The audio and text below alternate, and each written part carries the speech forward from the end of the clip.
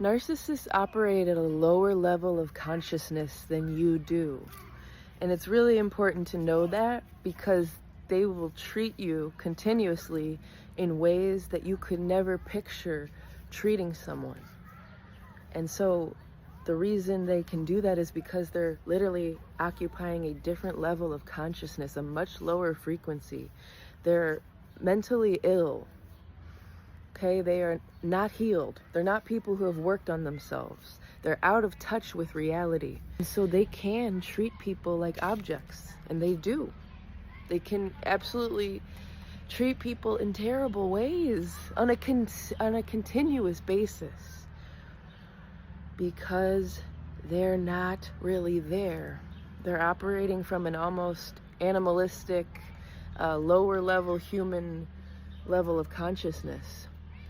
It's like you're dealing with a whole different species within the human race. You know, these people will continuously abuse you if you're around them, though, because that's what they operate out of. It's a very low. They're operating out of, in a spiritual way, the hell realms. And if you want to stay in the kingdom of heaven, which Jesus said is within you and at hand, so here and now and within you, you can't be playing around in the hell realms with people who will keep you there in that cycle of abuse. You gotta choose. The shift is now. The line really has been drawn in the sand, and it's already done. So you know what side you are on if narcissists are coming for you, or if they're doing their tactics to you, or if you've lost a ton of people out of your life. That's not for no reason. The line has been drawn.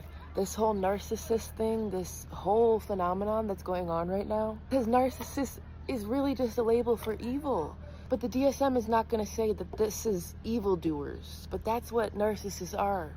The intense, dark manipulation that they do to their own children, to their spouses, to their best friends, gaslighting like that, completely twisting your reality and distorting it so that they can keep you under their control, bullying their own children, competing with their own children, making fun of their own spouse and humiliating them in public, gossiping about people you love.